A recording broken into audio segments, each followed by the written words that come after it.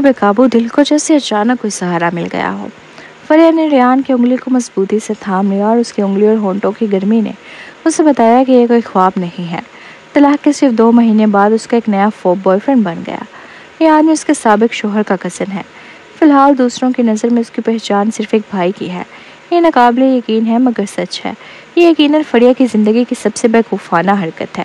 کیا سوچ رہی ہو؟ ریان نے بوسہ ختم کرنے کے بعد اس کے ہونٹوں کو نرمی سے چھوا۔ میں گھر جا رہی ہوں، فریہ نے کہا اور اپنے گرم گالوں کو دوسری طرف موڑ لیا۔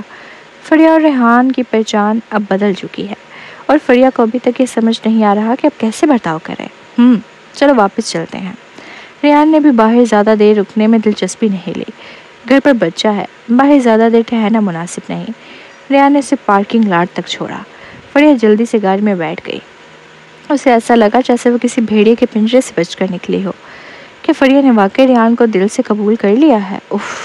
یقیناً فریہ کے دماغ پر بجلی گری ہے۔ فریہ کی زندگی کی سب سے بڑی غلطی یہ تھی کہ اس نے زارون سے شادی کی اور پھر اس کے ساتھ زندگی گزارنے پر رضامند بھی ہوئی۔ کسی طرح اس رشتے سے نکلنے کے بعد اس نے قسم کھائی کہ دوبارہ شاہ خاندان سے کوئی تعلق نہیں رکھے گی، لیکن کچھ ہی عرصے میں اس نے ریان کے ساتھ ڈیٹ کرنا شروع کر دیا۔ خدایا کہ تو اسے ایک عام نارمل رشتہ نہیں دے سکتا؟ شاید یہی سوچتے ہوئے وہ سارا راستہ گاڑی چلاتی رہی۔ جب وہ گراج میں پہنچی تو موڑ کاٹا تو سائڈ کا دروازے سے ٹکرا گیا۔ ایک بڑا سا پیٹ اکھڑ گیا اور گاڑی پر ڈینٹ پڑ گیا۔ کتنی شرمندگی کی بات ہے۔ ریان کا دوبارہ فون آیا۔ کیا تم گھر پہنچ گئی ہو؟ ریان، سب تمہاری غلطی ہے، فریہ نے ناراض ہو کر کہا۔ تم نے مجھے نقصان پہنچایا ہے۔ کیا ہوا؟ ریان نے اچانک پریشان ہو کر بولا۔ یہ سب تمہاری باتوں کی وجہ سے ہوا۔ میرا دھیان ہٹ گیا اور میں نے گاڑی ٹکرا دی۔ فریہ نے شکایت کی۔ کیا تمہارا ایکسیڈنٹ ہو گیا؟ ریان گھبرا کر پوچھا۔ کہاں ہوں؟ میں ابھی آ رہا ہوں۔ اپنے گیراج میں۔ فریہ نے اس کی پرواہ اور فکر کو محسوس کر سکتی تھی، جس سے اس کا موڈ تھوڑا بہتر ہو گیا، مگر انداز اب بھی ناراض تھا۔ میں نے موڑ کاٹتے وقت دیوار سے گاڑی رگڑ دی۔ میری گاڑی بہت مہنگی ہے اور لگتا ہے مرمت پر کافی خرچ آئے گا۔ تمہیں سوچنا چاہیے تھا رشتہ بنانے سے پہلے۔ تم نے مجھے نقصان پہنچایا ہے۔ ریان نے ہلکے انداز میں پوچھا۔ کیا یہ تمہاری ڈرائیونگ کی مہارت کا مسئلہ نہیں؟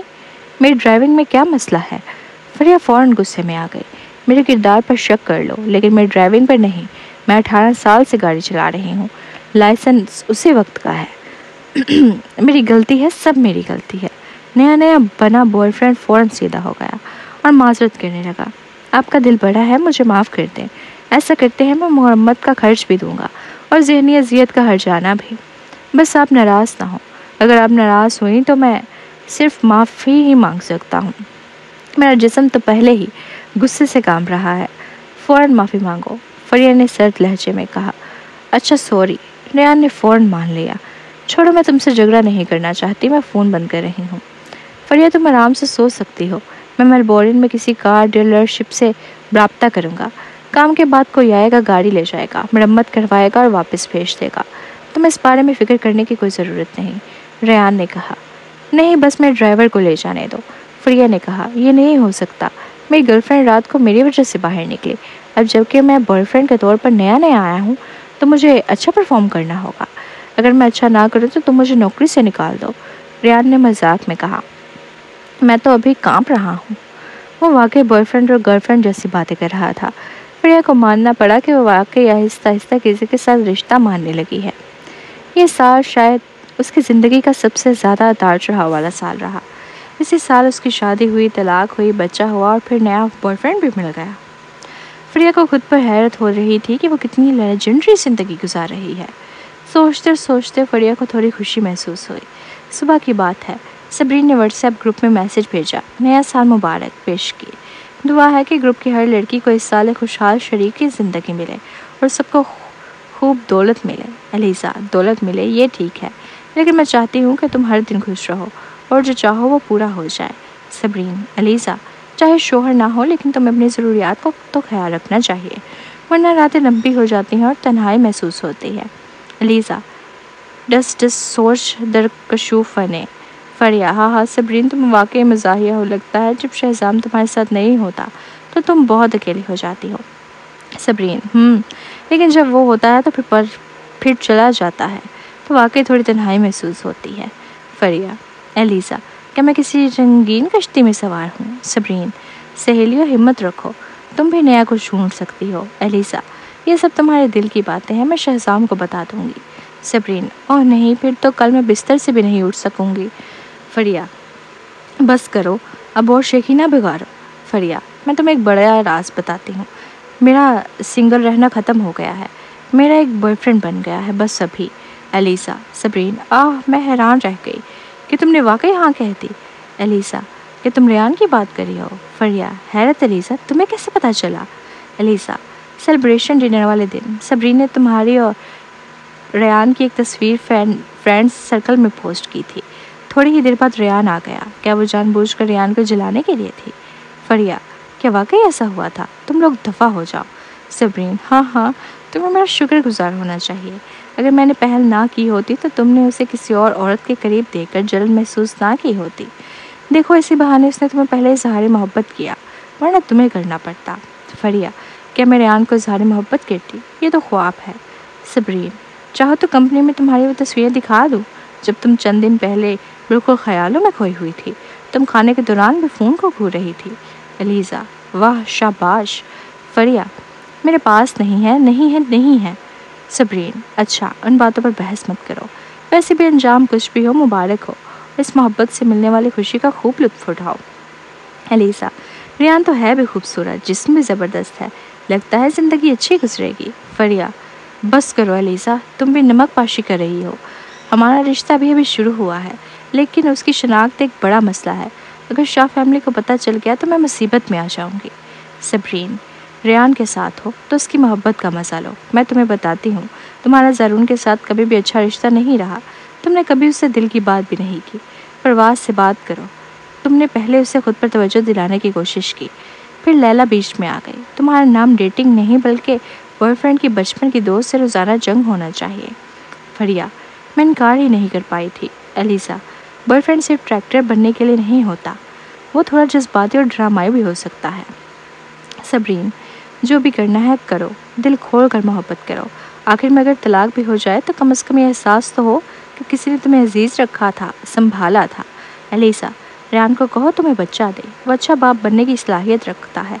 अगर बाद में लगे कि वो बुरा इंसान है तो उसे निकाल देना। सबरीन, बिल्कुल दुरुस्त बात है। फरिया मुकम्मल खामोश हो गई। फरिया ने सोचा कि उन दोनों सहेलियों की बातों में वाकई दम है। उस वक्त सुबह का आगाज़ हो चुका था। रेयान ने 5 रेड एनवेलप्स नए साल के मुबारकबाद वाले तोहफे भेजे। बेबी, नया साल मुबारक हो। मैं चाहता हूँ कि तुम और जारिया खुश रहो। मैं तुमसे मोहब्बत करता हूँ। फरिया को अचानक थोड़ा सा दुख महसूस हुआ। सबरीन की याद आई और दिल भर आया। उसने शादी की एक तवील अरसे की पहली मोहब्बत रही, बच्चा हुआ और अब रेयान से एक आम सा मैसेज मिल रहा है नए साल पर। लेकिन हाँ, अब तलाक हो चुकी है। फरिया के लिए वक्त है कि वो मोहब्बत को भरपूर अंदाज में जिए। फरिया ने बड़े दिल से रेड एनवेलप कबूल किया और जवाब दिया, घुटने टेको। रेयान, ठीक है, छोटा गुलाम हासिल है। फरिया मुस्कुरा दी। फिर फरिया की दोस्तों, कोलीग्स और रिश्तेदारों से नए साल की बहुत सी दुआएं मिली। उसे लगा कि नया साल कुछ बुरा नहीं है। अचानक फरिया का फ़ोन बजा। कॉल ज़ारून की थी। फरिया का अच्छा मूड एकदम ख़राब हो गया। अगर तुमने जारिया की बात की तो माफ़ करूँगा। फरिया बोल न सकी, खामोश रही। मैं जारिया को वीडियो पर देखना चाहता हूँ, ज़ारून ने धीमी आवाज़ में कहा। मुझे व्हाट्सएप पर ऐड करो, मैं उसे रेड एनवेलप भेजना चाहता हूँ। तलाक के बाद फरिया ने ज़ारून के तमाम राब्ता ख़त्म कर दिया था। नहीं, तुम्हारे वालिदैन ने उसे रेड एनवेलप दे दिए हैं जब वो आएंगे। फरिया ने बेसब्री से कहा। मैं 7वें दिन शाह ख़ानदान के पुराने घर जाऊँगी, तो वहाँ जारिया को देख लेना। मेरे वालिदैन, उनकी बात अलग है, ये मेरी तरफ से है। मैं उसका सगा बाप हूँ। फरिया, क्या तुम इतनी बचकाना हो सकती हो? ज़ारून की नाराज़ आवाज़ सुनाई दी। ओह, बहुत मुतासिर कुन। जारिया कई महीने से तुमसे अलग है, तब तुमने कभी खर्च नहीं दिया, अब अचानक ज़मीर जाग गया। फरिया ने हैरत का ड्रामा किया। बस बहुत हो गया तुम्हारा। ज़ारून गुस्से से लाल हो गया। उस वक्त मैंने जारिया की कस्टडी वापस लेने का सोचा था, अब मैं खर्च दे रहा हूँ तो तुम मजाक उड़ा रही हो कि तुम्हें ये सब मजाक लग रहा है। इस साल मैं शाह ख़ानदान के साथ नए साल पर था। मेरे वालिदैन ने मुझसे मुंह मोड़ लिया। तुमने ओशो कॉरपोरेशन के लिए काफ़ी वसाइल खींच लिए। फरिया, क्या तुम मुझसे इतनी नफरत करती हो? मैं? ओह वाह, तुम मुझे इल्ज़ाम दे रहे हो। तुम्हारी बदनामी की वजह से औरतों ने ओशो कंपनी का बायकॉट किया। میں کیا کر سکتی ہوں؟ مقابلہ تو سب کر سکتے ہیں، صرف میں ہی نہیں تھی جس نے تمہاری کمپنی کے وسائل حاصل کیے۔ فریہ نے منہ بنایا اور کہا، نئے سال پر تم سے لڑنے کا کوئی موڈ نہیں ہے، بس چگنی ہے، خدا حافظ۔ فون بند کرنے کے بعد فریہ نے فوراً دیکھا کہ زارون کا واٹس ایپ اکاؤنٹ اسے ایڈ کرنا چاہتا ہے، لیکن اس نے بالکل بھی توجہ نہ دی۔ ہاں، ان دونوں کا بچہ ہے، چاہے طلاق ہو چکی ہو، مگر اکثر والدین بچوں کی خاطر رابطے میں رہتے ہیں۔ لیکن فریہ کا ماننا ہے کہ زارون کے ساتھ طلاق کسی پرامن طریقے سے نہیں ہوئی۔ کیا بچوں کے نام پر بار بار ویڈیو کالز کرنا مناسب ہے؟ اسے ویڈیو کال صرف زارون کی سہولت کے لیے تھی، تاکہ وہ بچی کو دیکھ سکے، لیکن زاریہ ابھی صرف چند ماہ کی ہے، نہ کہ وہ کچھ کہہ سکتی ہے اور نہ ہی سمجھ سکتی ہے، اس لیے آخر میں تو مجھے ہی زارون سے بار بار بات کرنی پڑتی۔ فریہ واقعی اب زارون سے بات نہیں کرنا چاہتی تھی۔ جب تک زاریہ اور زارون کے درمیان رشتے کی بات ہے تو زاریہ جب بڑی ہو جائے گی وہ خود فیصلہ کرے گی۔ اگر اسے زارون اچھا لگے تو رابطہ رکھے، اور اگر نہ لگے تو نہ رکھے۔ فریہ کو کوئی مداخلت نہیں کرنی۔ فریہ دارالحکومت میں شاہ خاندان کے پرانے گھر میں زارون نے فریہ کا بند ہوا فون دیکھا تو غصے سے پاگل ہو گیا۔ وہ واقعی چاہتا تھا کہ آج رات ساریہ سے ایک کال ہو جائے۔ شاہ خاندان کے بہت سے مہمان آج رات موجود تھے۔ کئی دور کے رشتہ دار اپنے بچے بھی لائے تھے۔ سب سے پیارا بچہ صرف 11 مہینے کا تھا، بے حد معصوم اور دلکش۔ اس کے علاوہ ونیزا نے بھی کئی بار زاریہ کا ذکر کیا، اس لیے وہ فریہ کو فون کیے بغیر نہ رہ سکا۔ زارون نے فریہ کو 2 بار واٹس ایپ پر ایڈ کیا، لیکن فریہ نے بالکل نظر انداز کر دیا۔ اب اسے یقین ہو گیا تھا کہ فریہ واقعی اسے ایڈ نہیں کرنا چاہتی۔ مایوسی کے عالم میں زارون واپس لاؤنج کی طرف چلا گیا۔ وہاں پہنچا تو دیکھا کہ جاسم صوفے پر بیٹھا واٹس ایپ پر کسی سے بات کر رہا ہے۔ جب اس نے چیٹ کی جھلک دیکھی تو حیرت سے اس کی آنکھیں پھٹی رہ گئیں۔ وہ تو فریہ سے بات کر رہا تھا۔ لعنت ہے، فریہ نے خود اسے نظر انداز کر دیا، لیکن نئے سال کی رات کے آغاز میں جاسم سے چیٹ کر رہی تھی۔ زارون کا خون کھولا اٹھا۔ اس نے زور سے جاسم کا فون کھینچ لیا۔ جب چیٹ کھولی تو دیکھا جاسم نے رات 1 بجے کے فوراً بعد فریہ کو نئے سال کے مبارکباد اور ریڈ انویلپ بھیجا تھا، اور فریہ نے بھی فوراً جواب میں نیا سال مبارک کا ریڈ انویلپ بھیج دیا تھا۔ اس کے فوراً بعد زارون نے دیکھا کہ جاسم نے ایک پیارا سا ایموجی بھیجا۔ زارون بھائی، آپ میرا فون کیوں چھین رہے ہیں؟ جاسم فوراً اٹھا اور فون واپس لینے کی کوشش کی۔ زارون نے بچنے کی کوشش کی اور چیٹ اوپر سکرول کر دی۔ اس نے دیکھا کہ جاسم اور فریہ کبھی کبھار بات چیت کرتے تھے، اور فریہ اکثر جاسم کو زاریہ کی تصاویر بھی بھیجتی تھی۔ زارون نے زاریہ کی معصوم مسکراہٹ کو دیکھا اور حسد کی آگ سے اس کا دماغ تک جا پہنچی۔ جاسم، تو مطلب تم خفیہ طور پر فریہ سے رابطے میں ہو؟ زارون نے جاسم کا کالر پکڑ کر کھینچا۔ یہ مت پوچھو کہ میری اس سے طلاق ہو چکی ہے اور تمہارا اس سے کوئی تعلق نہیں۔ کوئی بات نہیں، فریہ بھی میرے چچا کی منہ بولی بیٹی ہے، میری رشتہ دار ہے اور میری بھتیجی کی ماں ہے۔ اس سے بات کرنا کیا غیر معمولی بات ہے؟ جاسم جو عام طور پر نرم مزاج تھا، قدرے سخت لہجے میں بولا۔ واقعی؟ پھر مجھے کیوں لگتا ہے کہ فریہ تمہیں جان بوجھ کر لبھا رہی ہے؟ ذرا ایموجیز تو دیکھو جو اس نے تمہیں بھیجے ہیں، کتنے مبہم اور فلرٹی ہیں۔ زارون نے غصے سے پھٹ پڑا۔ کوئی بہن اور بہنوئی آپس میں ایسے چیٹ کرتے ہیں اتنے قریبی انداز میں؟ جاسم کی پیشانی پر بل پڑ گئے۔ وہ بھی غصے سے بولا، نئے سال پر کسی کو مبارک دینا صرف بنیادی اخلاقیات ہے، اور یہ ایموجیز آج کل نوجوانوں کے درمیان عام ہے۔ بھائی، اب مجھے سمجھ آیا کہ بھابی نے آپ سے طلاق کیوں لی۔ میں نے واقعی محسوس کیا کہ آپ بالکل غیر معقول ہیں۔ اگر تم نے جیسمین کی مدد نہ کی ہوتی اس وقت تو کیا میری طلاق ہوتی؟ اب تم اکثر زاریہ کی تصاویر دیکھتے ہو، لیکن کبھی ایک بھی تصویر مجھے نہیں بھیجی گئی۔ زارون کے دل میں دبا ہوا سارا غصہ باہر آ گیا۔ وہ چلایا، اور میرا بھی تمہاری بھابی ہے، کیا تمہارے دل میں میرا کے لیے آدھی بھی عزت نہیں؟ وہ آج رات کھانے پر آئی تھی اور تم نے اسے ہیلو تک نہیں کہا۔ وہ تنہا بیٹھی رہی اور کسی نے اس کی طرف توجہ نہیں دی۔ تمہیں پتہ ہے مجھے کتنی شرمندگی ہوئی؟ مجھے وہ عورت بالکل بھی پسند نہیں، اور خاندان میں کسی کو بھی نہیں۔ جاسم بھی غصے میں بولا، تم ہی اسے نئے سال پر بلا کر لائے اور سب کو بے چین کر دیا۔ اگر تمہیں وہ پسند ہے تو اسے باہر لے جاؤ، گھر کیوں لائے؟ جاسم، تمہیں لگتا ہے میں تمہیں مارنے کی ہمت نہیں رکھتا؟ زارون نے جاسم کا کالر زور سے پکڑا۔ اسی وقت اوپر سے آواز آئی، بھائیوں سے کہو نیچے آ کر پٹاخے جلائیں، نئے سال کا جشن ہو رہا ہے اور یہاں جھگڑا جاری ہے۔ اوپر منزل سے ہارون اور جاسمین نیچے آئے اور سارا منظر دیکھا۔ ابو، آپ نیچے آ ہی گئے؟ جاسم نے فوراً شکایت کی۔ میں نے فریہ کو نئے سال کی مبارکباد دی اور زاہرہ کو ریڈ انویلپ بھیجا اور بھائی نے مجھے پاگلوں کی طرح ڈانٹنا شروع کر دیا، یہاں تک کہ انہوں نے کہا کہ فریہ مجھے لبھا رہی ہے۔ پھر مجھ پر الزام لگایا کہ میں نے میرا کو ہیلو نہیں کہا، جبکہ سب نے اسے نظر انداز کیا کہ میں اتنا چھوٹا ہوں کہ سب مجھ پر غصہ نکالیں۔ میرا فون بھی اب تک ان کے ہاتھ میں ہے۔ پہلے جاسم کو اپنے بھائی سے غداری کا احساس تھا، لیکن اب وہ مکمل طور پر صاف ہو چکا تھا۔ اسے لگنے لگا تھا کہ زارون جب سے میرا کے قریب ہوا ہے بالکل ہی بدل گیا ہے، غیر معقول اور سخت۔ زارون، کہ تمہیں لگتا ہے کہ تمہارا دماغ ٹھیک ہے؟ ہارون برداشت نہ کر سکا اور بول پڑا، پہلے تم نے کہا کہ فریہ اور ریان کے درمیان کچھ چل رہا ہے، اب کہہ رہے ہو کہ وہ تمہارے بھائی کو لبھا رہی ہے۔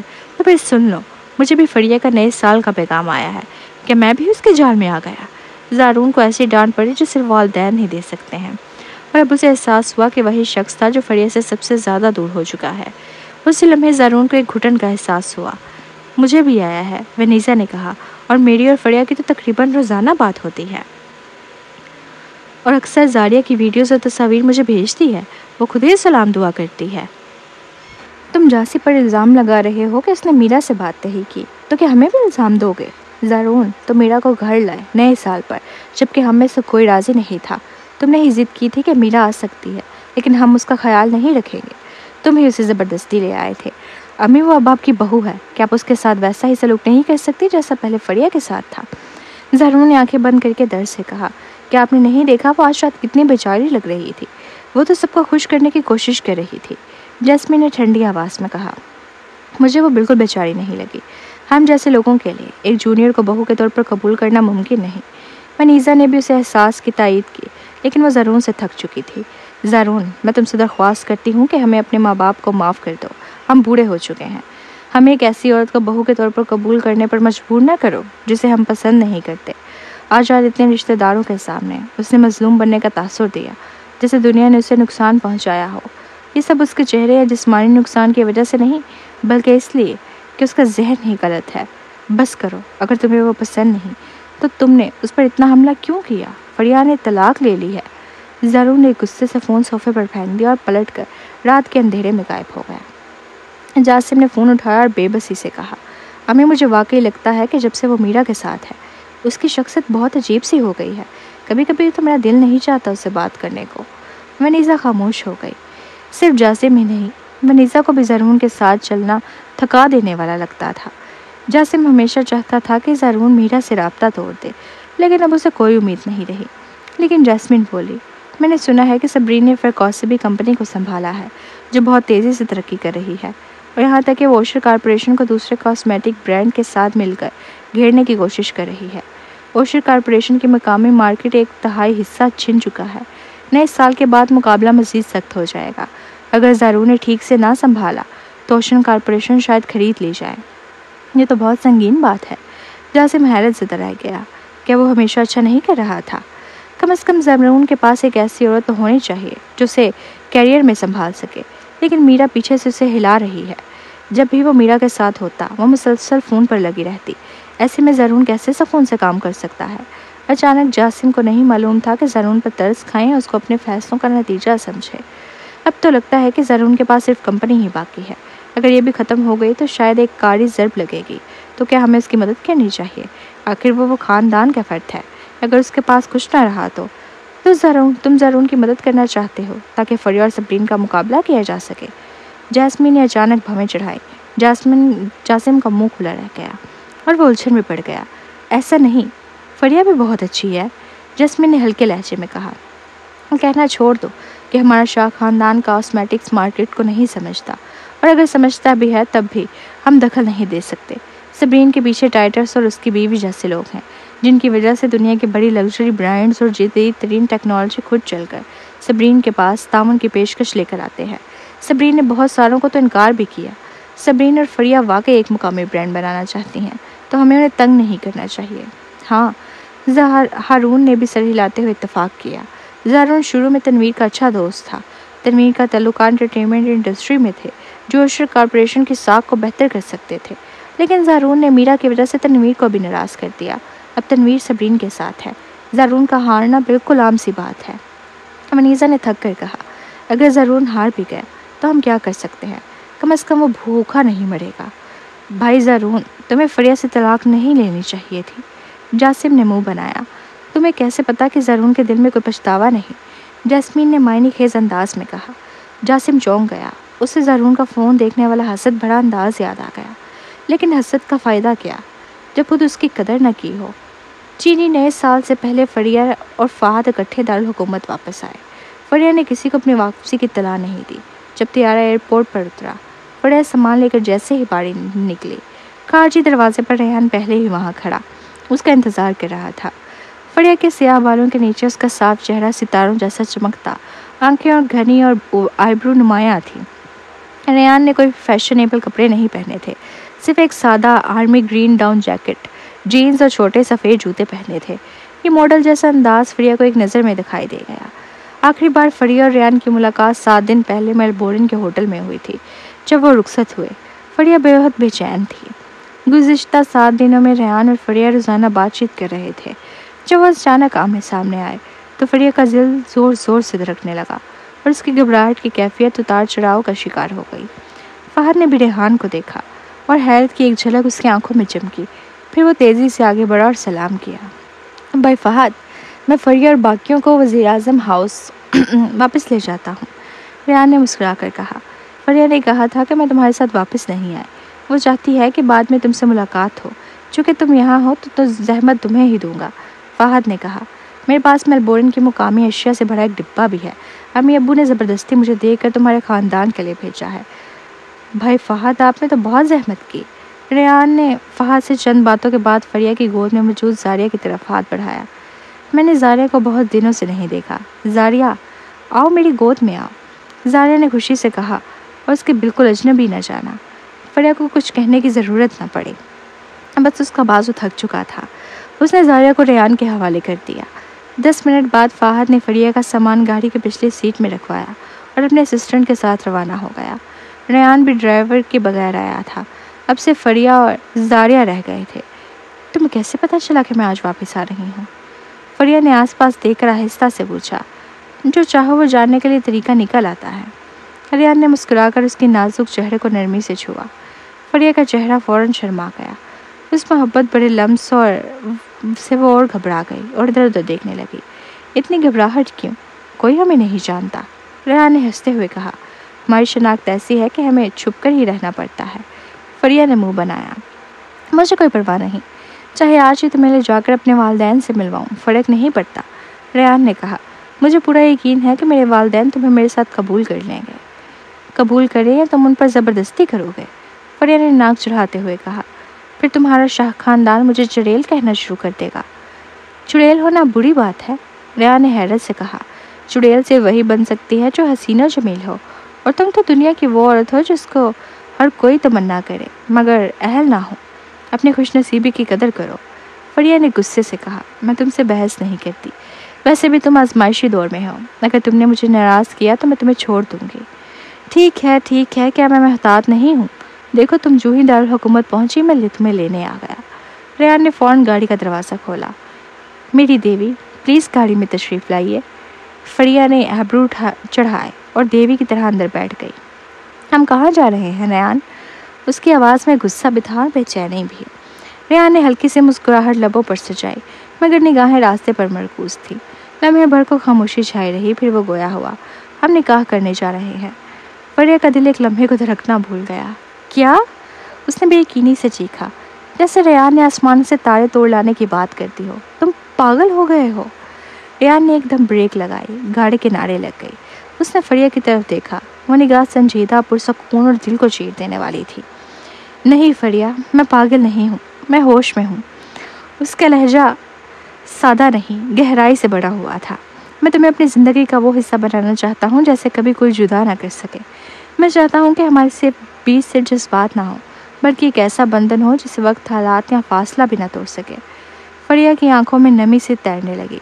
रेहान ने आहिस्ता से उसका हाथ थामा। कि तुम नहीं चाहती कि हमारे दरमियान एक ऐसा रिश्ता हो जो हमेशा के लिए जोड़ दे, जो हमें सिर्फ हमेशा का वादा न दे बल्कि उसे निभाने का हक भी दे। चंद लम्हों तक खामोशी रही, सिर्फ दिल की धड़कनें सुनाई दे रही थीं।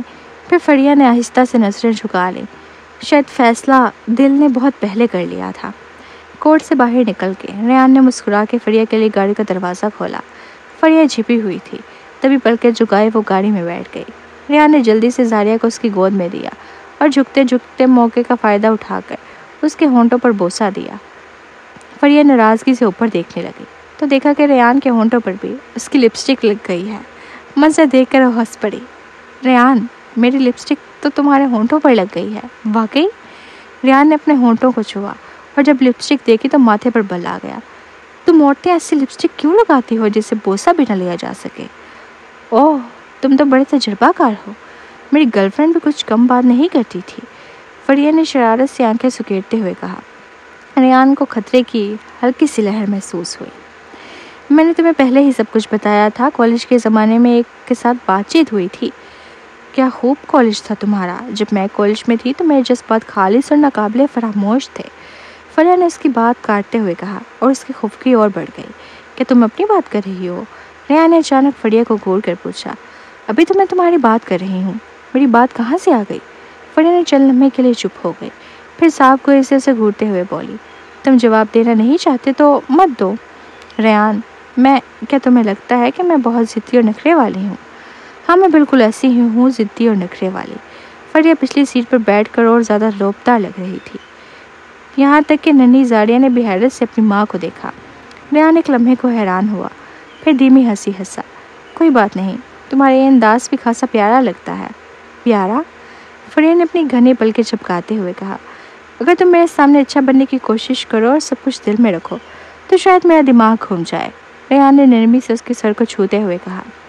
ऐसा ही ठीक है, तुम मेरी बीवी हो, तुम्हें नाराज़ होने का, बदमिजाज होने का पूरा हक है। फरिया खामोश रही, लेकिन उसके होंठों के किनारे मुस्कुराहट में ढल गए। अब मैं तुम्हें अपने पहले प्यार का एतराफ़ कर रहा हूँ। वो मेरे नाकाबिले फरामोश नहीं था, रेहान ने कहा। बस कॉलेज के वक्त सभी मोहब्बत करते हैं। वो लड़की खूबसूरत थी, पढ़ाई भी अच्छी थी, मिजाज भी अच्छा था, तो हमने कुछ वक्त के लिए डेट किया, लेकिन ग्रेजुएशन के बाद हम अलग मुल्कों में चले गए, इसलिए रिश्ता ख़त्म हो गया। ये मत कहना कि तुम अब भी दोस्त हो और वो आज भी तुमसे मोहब्बत करती है, ठीक? फरिया ने मुँह फैला लिया। शहजाम की पहली मोहब्बत भी ऐसी ही अजीब थी। मैं नहीं चाहती कि तुम्हारे पास कोई चालाक लड़की हो। और मेरे साबका बॉयफ्रेंड को भी बाद में पता चला कि उसकी बचपन की दोस्त उसके आसपास ही थी। वो कहते थे वो बस बहन भाई जैसे हैं, लेकिन वो मुसलसल मुझे नज़रअंदाज करके उसके करीब हो रहा था। नहीं, मैं इतना बेवकूफ़ नहीं हूँ। रेहान ने मुस्कुराकर सर हिलाया।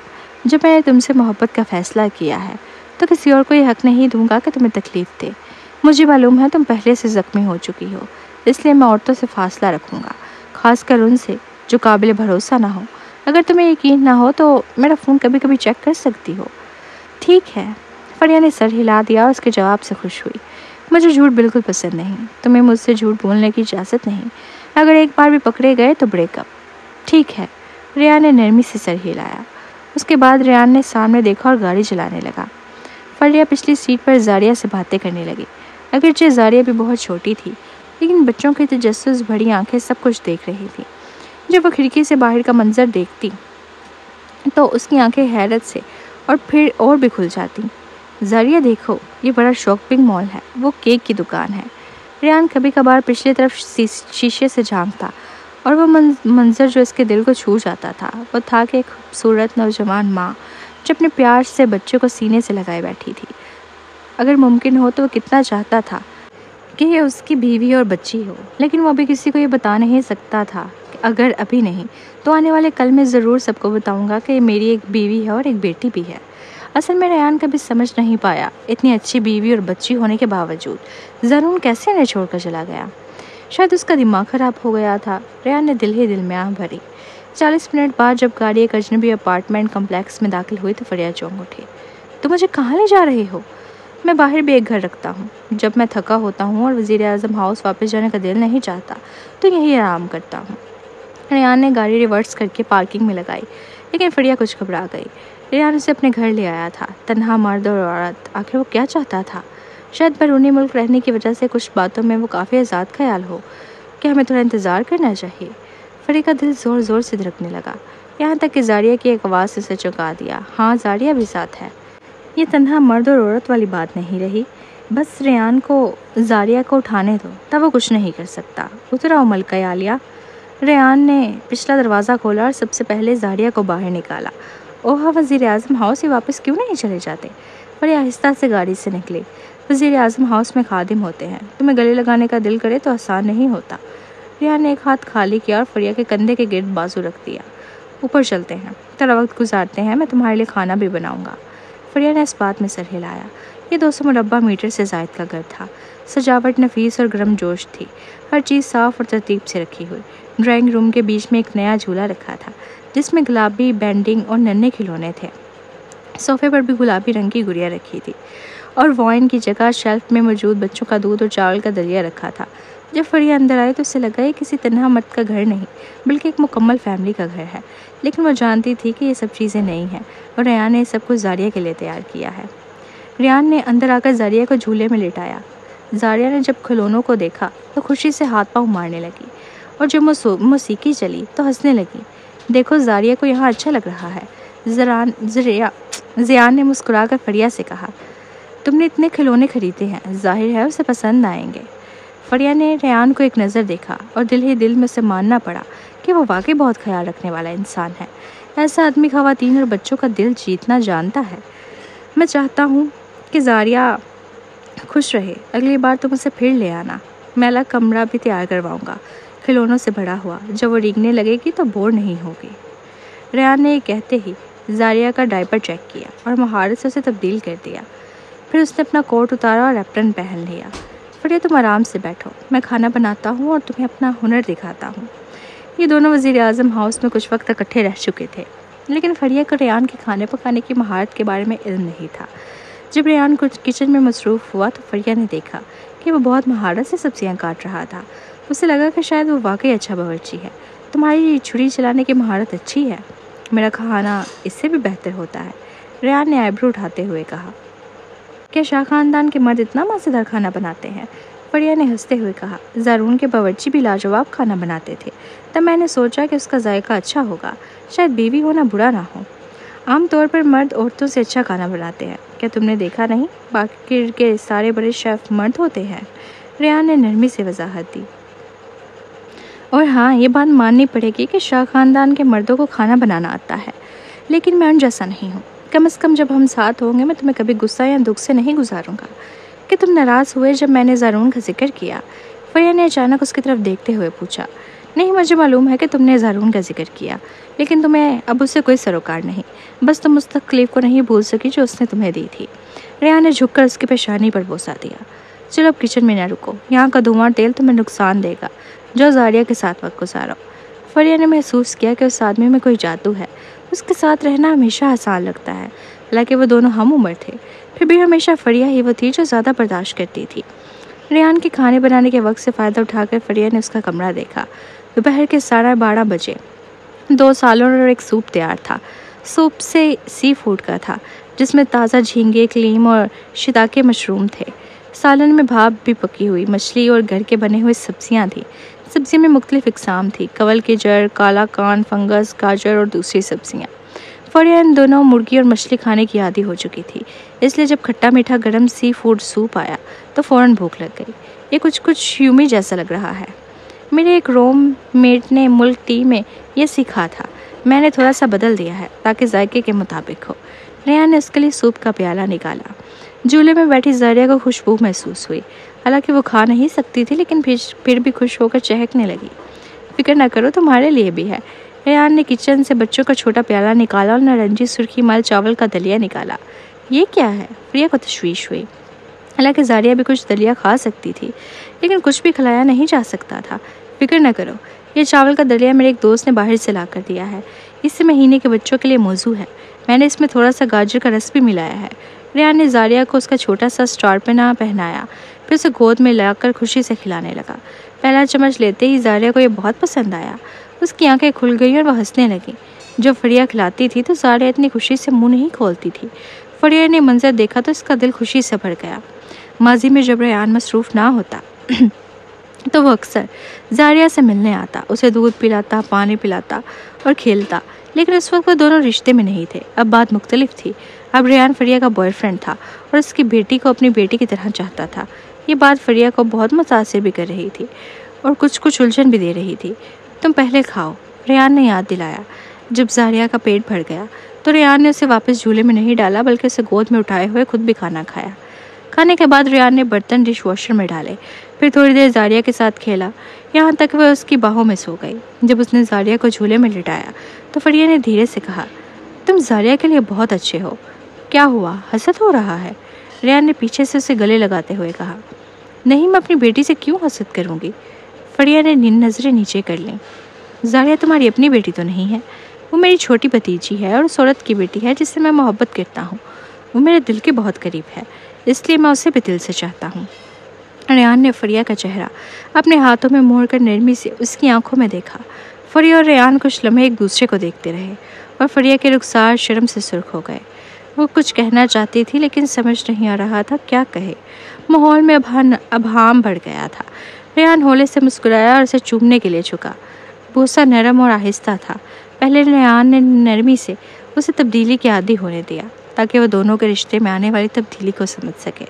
بعد میں جب وہ مانوس ہو گیا تو اس نے اسے اپنی گود میں لیے صوفے پر بٹھایا۔ اس کی انگلیاں اس کے بالوں میں تھیں اور وہ بہت صبر سے دیر تک چومتا رہا۔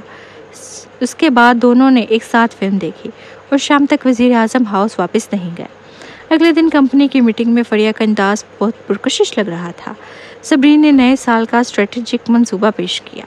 سب جانتے ہیں کہ اوشر کارپوریشن آسٹریلیا کی سب سے بڑی کاسمیٹک برانڈ تھی، لیکن پچھلے سال جن بحرانوں کا سامنا ہوا ان کی وجہ سے اب ہر بڑی، درمیانی اور چھوٹی برانڈ تیزی سے ترقی کے لیے کوشاں ہے۔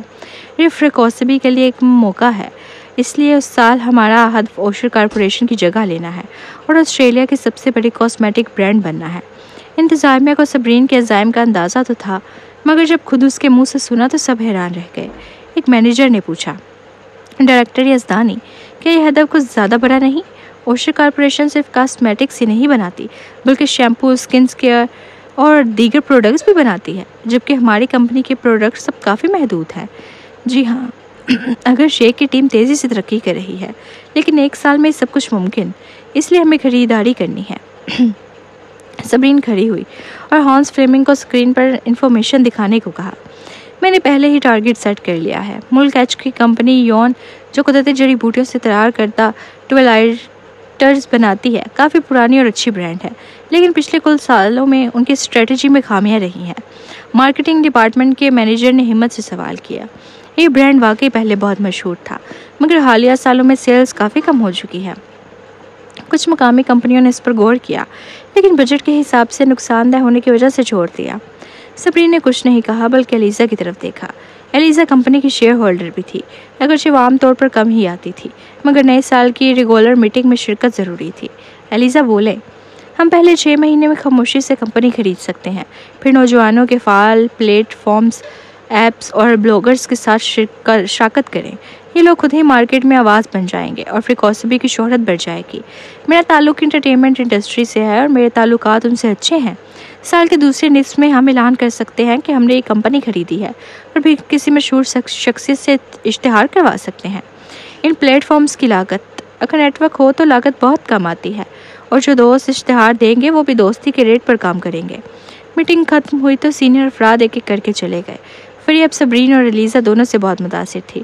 اب دونوں نے اتنے شاندار پلان کب بنائے؟ یہ تو لاجواب ہے۔ جب تمہاری آیا نینی محبت کر رہی تھی۔ صبرین نے ہنستے ہوئے ایلیزا کو دیکھا، لیکن مجھے تسلیم کرنا پڑے گا کہ مجھے بھی اندازہ نہیں تھا کہ ایلیزا کو کاروبار کی اتنی سمجھ ہے۔ میرے پاس درجنوں اشتہارات ہوتے ہیں اور میں روز ان کی مشتہرین سے بات کرتی ہوں۔ ایلیزا نے نظر جھکا کر کافی کا ایک گھونٹ لیا۔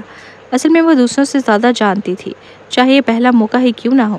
یہ سب صرف مقدر کا کھیل تھا۔ اب وہ صرف ایک آرٹسٹ تھی، لیکن اگر اس کی کاروباری سمجھ دنیا پر ظاہر ہو جاتی تو اس کی اصل پہچان ظاہر ہونے کا خطرہ تھا۔ اب جب کہ ہم تینوں ہی رہ گئے ہیں، کمپنی کا کام ختم ہوا، تب بدلہ لینے کے منصوبے پر بات کرنے کا وقت ہے۔ صبرین نے بات کا رخ بدلا اور مسکرا کر بولی۔ فریہ اور ایلیزا ایک ساتھ چونکی اور اس کی طرف دیکھنے لگیں۔